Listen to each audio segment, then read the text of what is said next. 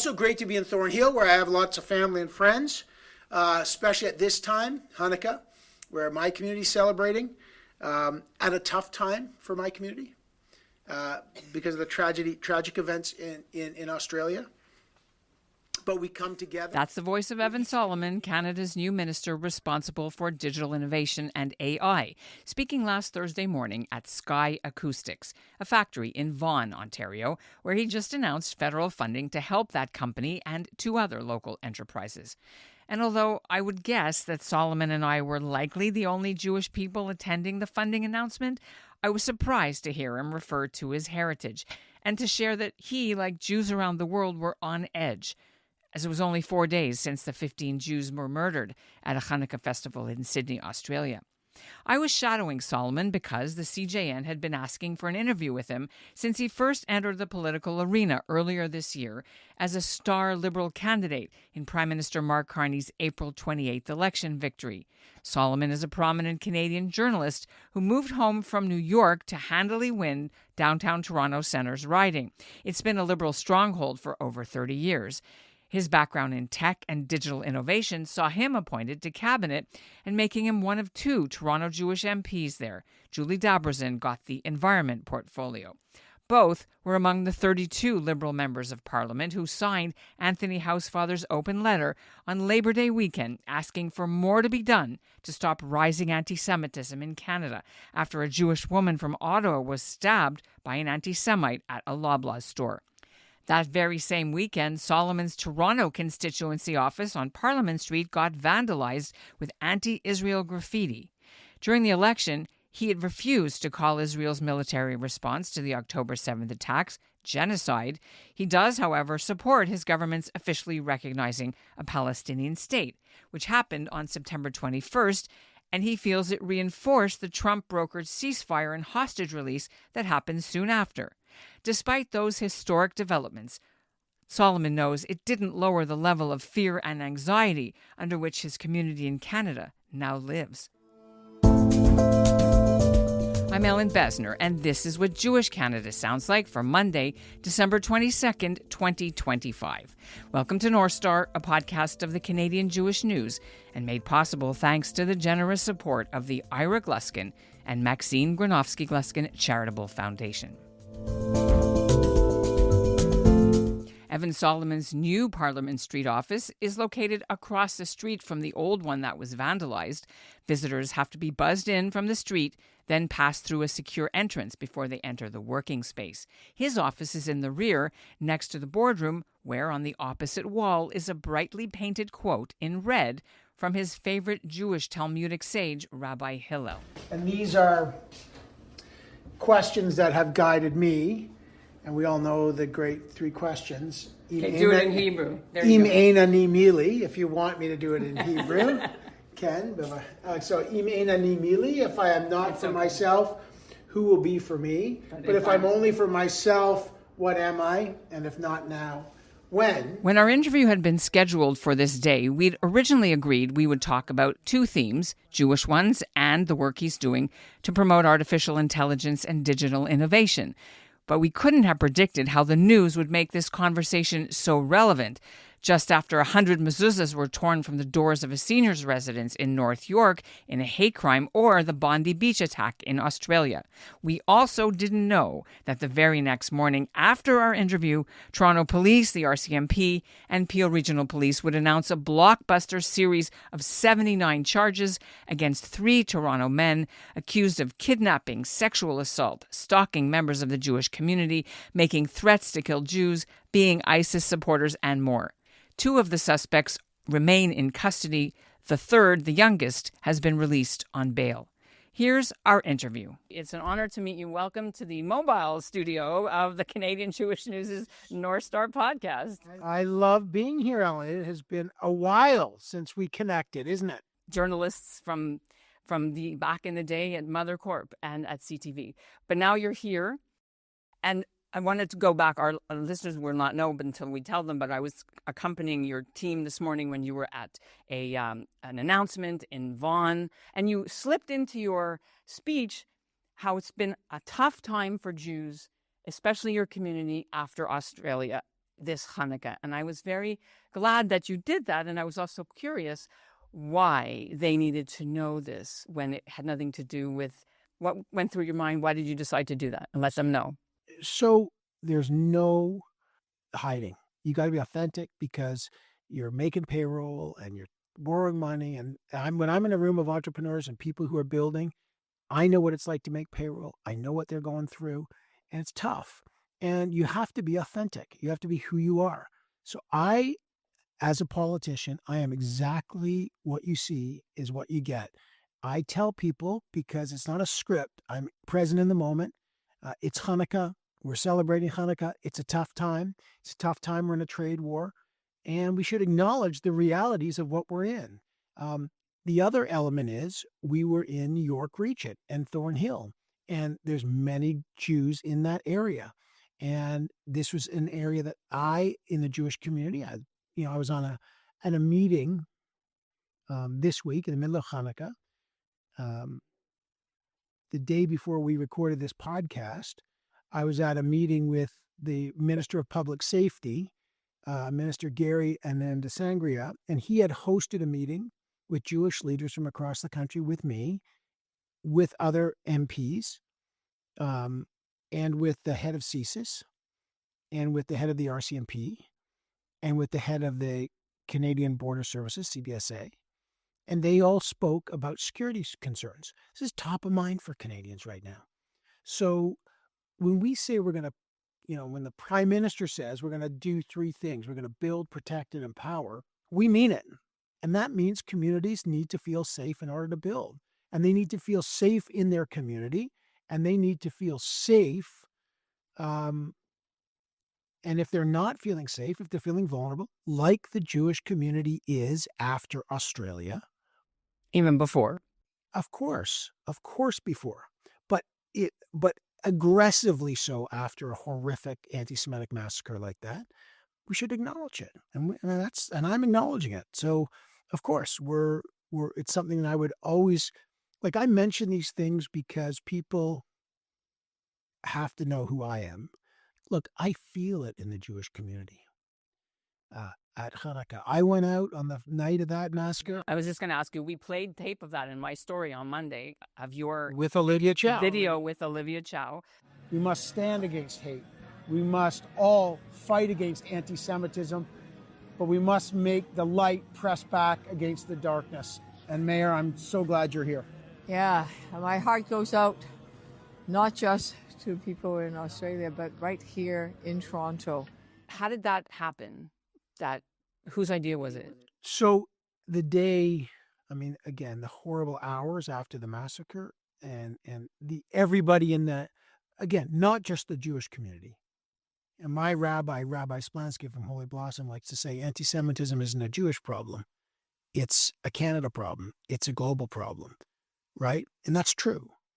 And I went to Holy Blossom that morning, and I went to see my rabbi and to make sure that the community was okay, to get feedback, talk to many of my fellow members of parliament, members of the Jewish community, leadership in the Jewish community. And then I got a lot of email.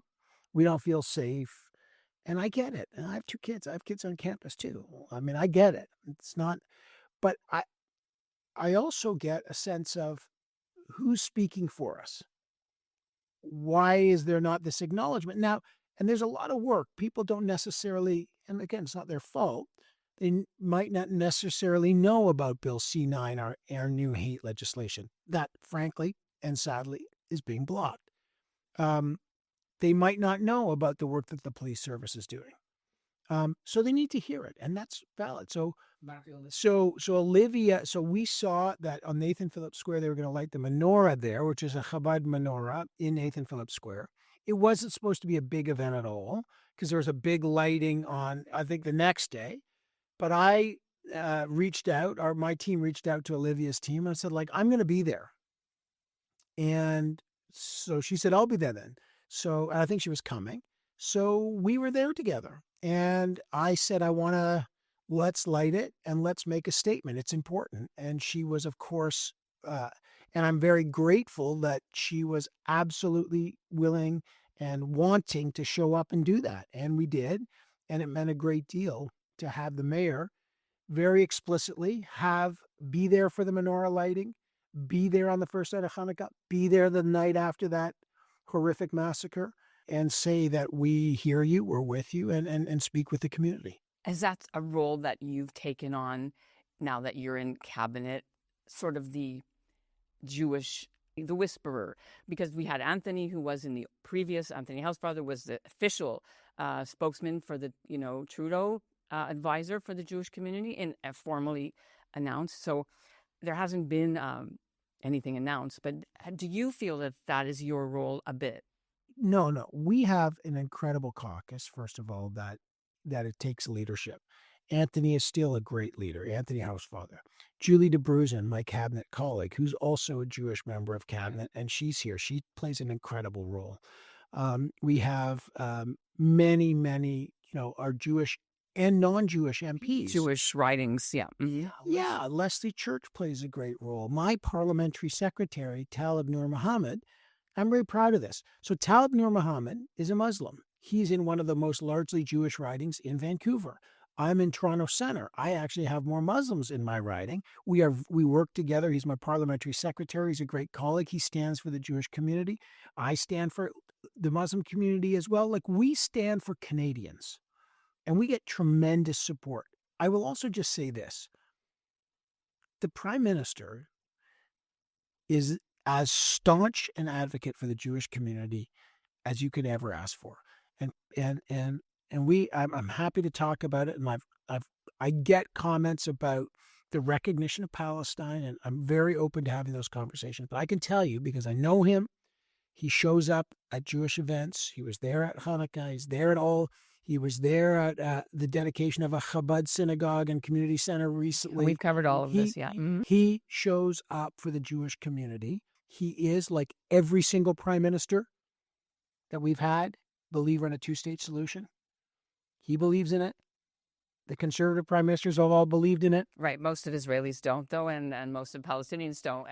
But we're not here to debate whether that's true or not. But I'm just saying that has been Canadian policy. I know. And so he's staunch. So I feel I'm part of it. There is no need for me to anoint myself in anything. I feel very, very passionate about this issue. Unapologetic. I always speak out on behalf of, my own Jewish identity, my family's Jewish identity. Look, I grew up with kosher dishes. I went to Hebrew school. My kids have had their bar and bat mitzvah. I am as proud a member of the Jewish community as there is. And I felt the anti-Semitic attacks my whole life on television. I've had all that. You had that on TV? Of course I've had it. But I'm going to tell you something. I feel very supported in my caucus and as part of the Liberal Party and by the Prime Minister and by Cabinet. And there are lots of political debates that happen. But that's the beauty of a democracy. We can have political debates without feeling unsafe. Now we've got to make sure that the Jewish community, subject to an outrageously disproportionate number of attacks in Canada, feels safe and secure. And that's important. Your own office, too, had across the street or just a little bit up the street had that. When this happened to your office, how did that sit with you? Did you take that personally as a Jew? First and foremost, my number one concern is my team that work here, and they work hard on behalf of Canadians every day. Two, the community. Is the community safe? The police were fantastic. Did anyone get arrested? I don't remember. I don't think so. No. We got video. You couldn't recognize anyone. It was a pro job. Fine. They plastered posters up and, they didn't smash my windows or anything. And it is what it is. I've been a journalist for decades and a small business owner. And, their life is many days. We opened. That happened at night. We were open in the morning. Okay? This matters because we will not be intimidated by anybody, number one. Two, we are open to serve the public. The law enforcement will do its job. And also, people have the right to protest. I don't believe they have the right to vandalize. It's illegal. Do you think that the federal government and the Liberal government really understands the level of anxiety and fear that the Jewish community in Canada is living with now? So let me acknowledge first, the level is completely unacceptable. The level of threat. the number of anti-Semitic attacks. When you look at the number of incidents of hate crimes, I think the last stats we have are 2023. It was over 900 from. It was over 900. And then the next group, which group of was the Muslim, was 211. So a disproportionate number of hate attacks are against the Jewish. That are reported, which is important. And again, I've been with the Prime Minister in meetings with large number of leaders in the Jewish community expressing it. So I think, yes, we get it. Second of all, there's 2 Jewish members of cabinet, so we feel it. So it's not like we don't, like I'm a father, Julie's a mom, we have kids. We feel it too. So it's not, we're not immune to it. And then I get, obviously my community, we get it. And again, the heads of our security, the RCMP, police, CSIS, CBSA, Garian and Sangrian, we met with all these folks. This is not a secret. But yeah, they said they're monitoring it. The threat level has not gone up in Canada. Obviously, we all live in fear of a horrific lone wolf, these horrible attacks like in Australia. But the security services, I can tell you this, CSIS, the RCMP, the police in the provinces, the border services, heard from Jewish leadership. They are highly seized with this issue. They're highly engaged on this. The Minister of Public Safety is highly engaged. The fact that they're holding meetings like that for over an hour this week, candid expressions, what's happening, this matters.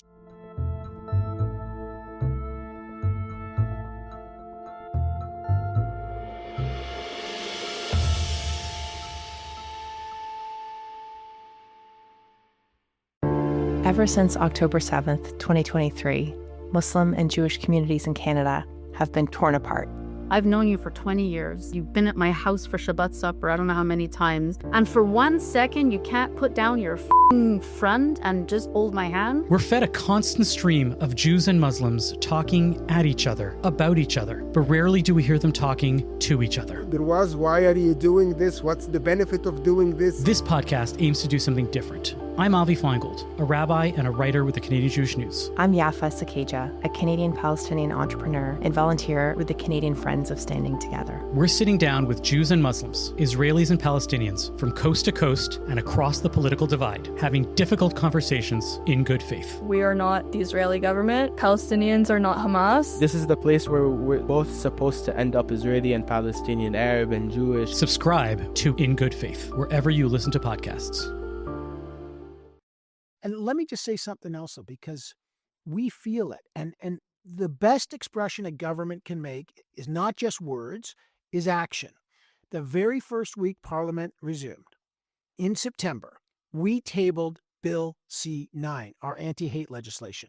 And I want people to understand that because this was a sad thing to do, that we have to table anti-hate legislation because we see that there is more hate than is acceptable. And members of our community, in this moment, the Jewish community, in other moments, other communities have expressed that. It wasn't long ago. And again, these are not false equivalences. We've seen mosques. Right, but Carney said at the Hanukkah on the Hill that this law was specifically to respond to Jewish hate, anti-Jewish hate. Well, that's what I'm saying. So it's a legitimate response. What does this do? It protects people from intimidation around community centers, places of worship, and schools. That's important. It creates a new category of hate. It also says that the display of terror, of symbols of terror organizations that are listed as terrorist organizations by the state are illegal. These are big things. And I'm going to tell you something. That legislation is being blocked by the Conservatives right now. And I don't want to politicize this because we're all Canadians here, but we'd like that legislation to pass. And we can get it passed. And it is being blocked again and again by people, some of them, the very critics who are saying you're not doing enough to protect communities like ours, the Jewish community, and yet they're blocking it. And I would urge them, if they're listening, please pass Bill C-9. It matters. It helps the police get better lines. It will help the police increase how their enforcement, which is the government doesn't tell the police how to enforce. We just give the laws. But once these are clear red lines, it allows the police to get new kinds of training, new kinds of awareness, And that means that they can act in a more clear, expeditious manner. Do you agree with Canada's recognition of the state of Palestine? Yes. Can you explain why? We've long supported a two-state solution, and we would never and have never and will never recognize the right of a state to be governed by a terrorist organization like Hamas. And I recognize also how difficult it was at the moment that we recognize England, France, and Canada. Australia. So I get that. But remember, this is important distinguishing. We have recognized a state, but not normalized relations. The normalization is a totally different thing. Normalizing means what's the capital? Do you have an ambassador? Who's the government? We have done no normalization. 2, this was part of a long strategic goal to try to end a horrible conflict that began with the massacre on October 7th, the horrific anti-Semitic massacre by a terrorist organization of Jews. I literally was just emailing, wishing happy Hanukkah to our dear family friend Avi Golan, whose grandson was killed in the first week as a tank commander there. So I have first cousins who live in Israel, I have many friends there. We feel it, okay? But we felt this conflict 2 years later needed to come to an end. I believe strongly. We worked very closely. People don't appreciate the amount of international conversation, but I know Anita Anand worked very closely with the U.S. It was no accident that when Donald Trump, President Trump, brokered that ceasefire, that Prime Minister Carney was in Sharm el-Sheikh as well. This was no accident. We cannot disassociate. All these things put pressure to finally bring this horrific conflict to a ceasefire. Now, there's a long way to go, but I believe that the Prime Minister's goal, and I support it, to make sure that the viability of a two-state solution remains an option. I recognize it's a dark day. I don't know, and I pose the question to your listeners and our community, what is the option except for two safe and secure states? So Israel can live in safety and dignity, and the Palestinian people can live in safety and dignity.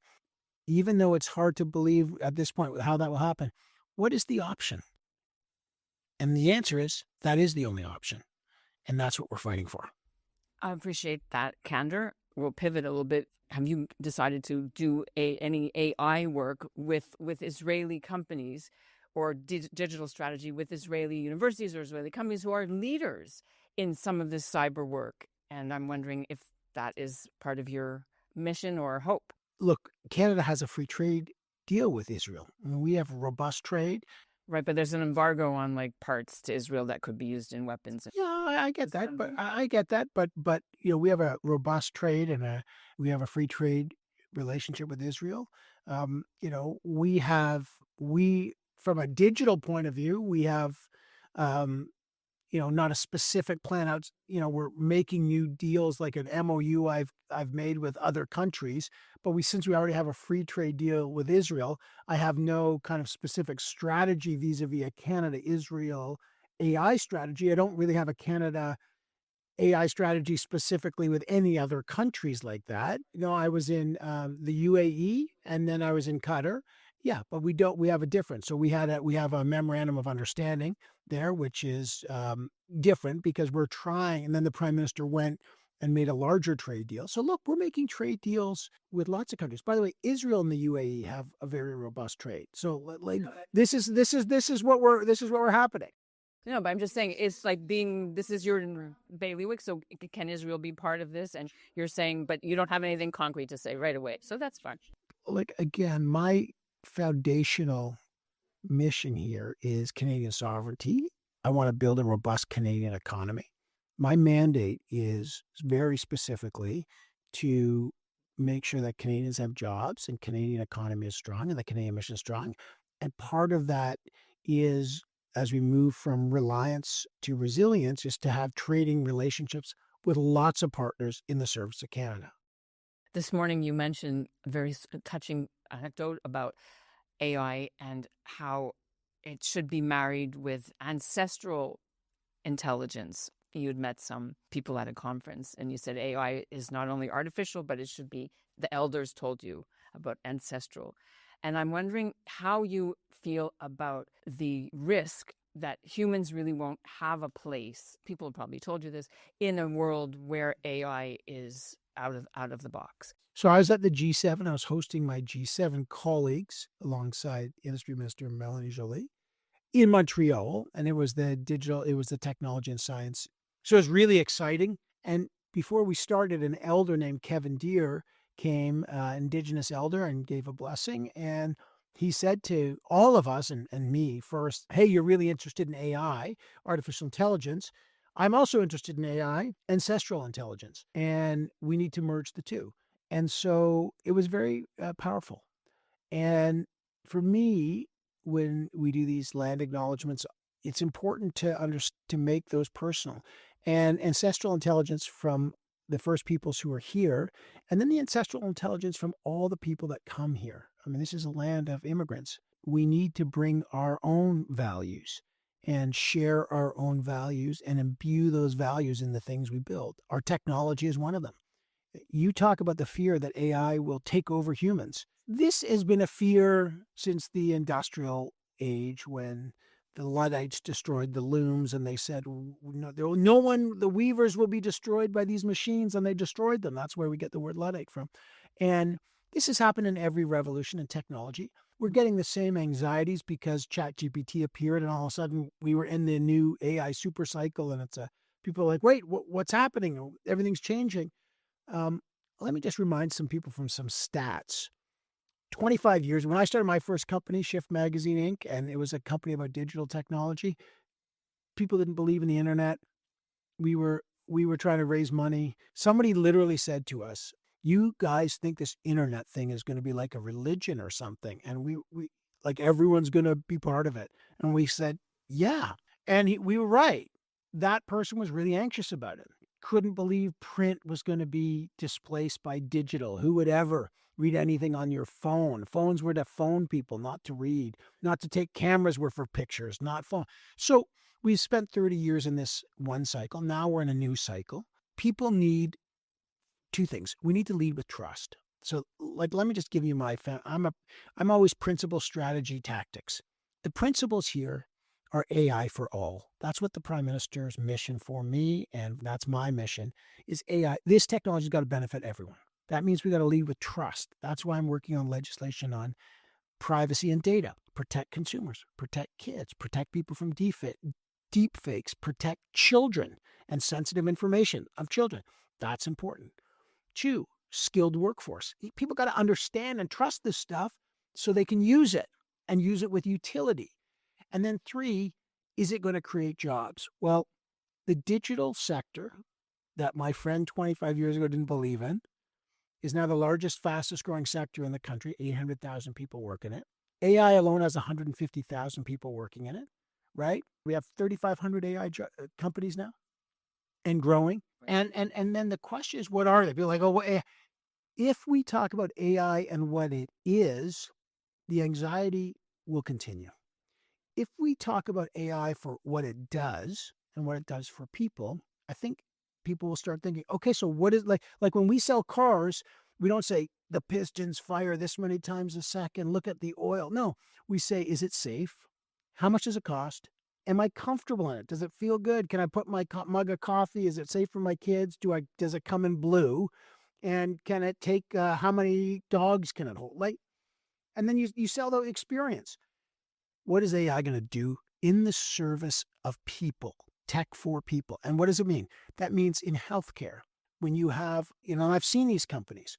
Instead of waiting 26 days for a dermatologist, an AI can look at that skin mole and say, instantly, medical diagnostics massively, shortening wait times, energy diagnostics. There are so many apps. So what this will do to help our innovation, to help our medical care, people will see it. And that's when they're going to trust it. And by the way, your question, let me get to it, my long way of getting to it. Will it take jobs? My kids are 21 and 22. Are they going to have work? The answer is yes. You need to be trained and educated in anything. More education has always led to better job outcomes. But two, economists can always predict the past really well. But it's hard to predict what's going to be invented. 25 years ago, if we're doing our podcast, would we say, you know what's going to be the most valuable company in Canada? 10 years ago, if we said this, something called Shopify, more valuable than RBC. Never even heard of it. Now it is. Would we have said 25 years ago, Google, NVIDIA? No, these companies didn't exist. Economists don't know what we're creating. We are creating a massive new economy in the moment. So it's an exciting time to be an entrepreneur. I totally get there's anxiety. That's why we got to lead with trust. CTV this morning on their W5 program had a story about these two people from, one from Markham, I forget where they lost $1.7 million in a deep fake scam. Cryptocurrency, the guy said it was from Elon Musk, but it wasn't. It was fake, and that's their lead story today. These are the kinds of cyber things that make people freak out about AI. Like, you're right. And there's going to be deep fakes, and people should be super cautious. And we have laws against all that kind of Do you have deep fakes someone made of you yet? Yeah. And it was a scam. It sucks because I feel bad that someone may use a fake image of me for some scammy fraud. But people should be super careful. Every technology, there's always crime. It's not like there's going to be scams. We have good laws to protect ourselves, but we need transparency, and that's why we need some good privacy laws. And I do believe, and I'm looking closely at legislation on deep fakes. And going back to part of why we're doing this podcast, communities like the Jewish community who have seen hate spread online, that's important. It's not AI plays a role in that. So like seeing your online hate law, which didn't come in yet. That's an online harm. Online harm law. How would AI, or how do you see it, cracking down on things like radicalization and that kind of thing? The online harms really does actually fall under the Minister of Heritage. So that's Mark Miller. But I'm in close contact with him because it plays a role. And we're very aware of the online harm. This is why Sean Fraser, the Justice Minister, recently put out new legislation just before the break, tabled legislation on non-consensual AI-generated sexual imagery and non-consensual imagery being circulated on social media. So we have legislation on that. We've got on my privacy, and we've got the online harm. So we've got that suite that's coming. Okay. Do you still run with the Prime Minister? And who's got better Strava times and kudos, him or you? Sadly, I don't get in the same city. And when we're both running. He's still doing a lot of running. He's incredibly fit. I'm running when I can. He ran 26-kilometer trail run this summer, which was remarkable. The guy is a machine. It's fantastic. And I'm getting back my running. Okay. You share a birthday with my grandmother and someone else who we don't like in Jewish history. You're aware of April 20th? I am. Yes. Has that ever been anything for you? Yes, it has. course. Adolf Hitler. Why we're bringing this up, I don't know. But yes, it is that. I got teased about that. I don't know how kids knew, but it was not a big deal for me. Then it was 420, which was like the pot smokers, like people who wanted to get high. So whatever. It's a birthday. It's fantastic. But look, I would just say this. This is a tough time in the Jewish community. We shouldn't sugarcoat it. Jews feel vulnerable. And as a Jewish politician, a Jewish member of cabinet, I feel honored to have this job. We should know that our Prime Minister is a profound ally and that there's a lot of anger and there's a lot of fear. And we take it incredibly seriously. We've taken it seriously with our legislation on anti-hate.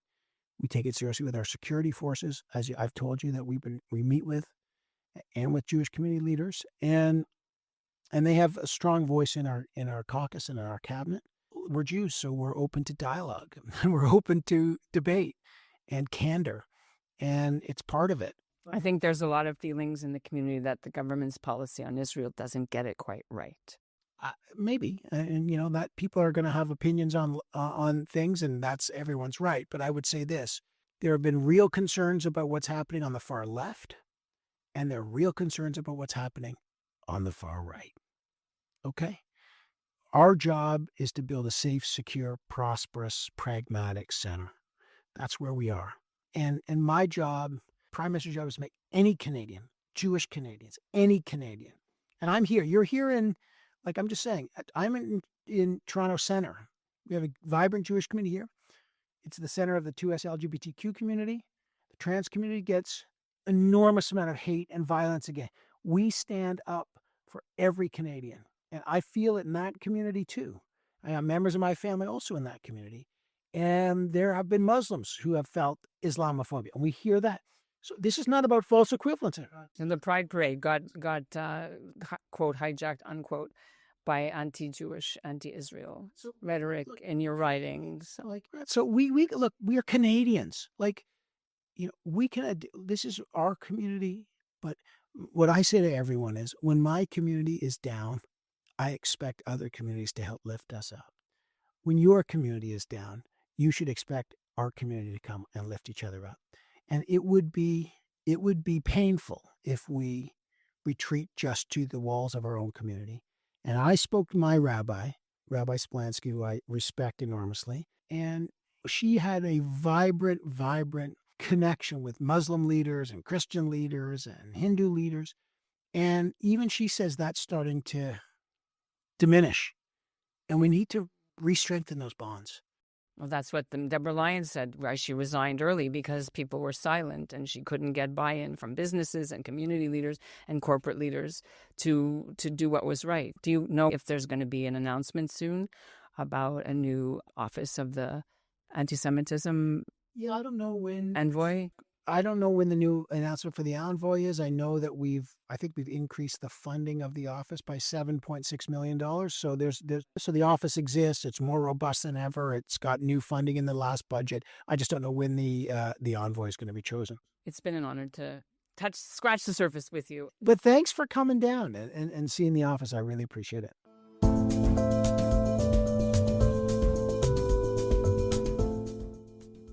And that's what Jewish Canada sounded like for this episode of North Star, made possible thanks to the Ira Gluskin and Maxine Granovsky-Gluskin Charitable Foundation.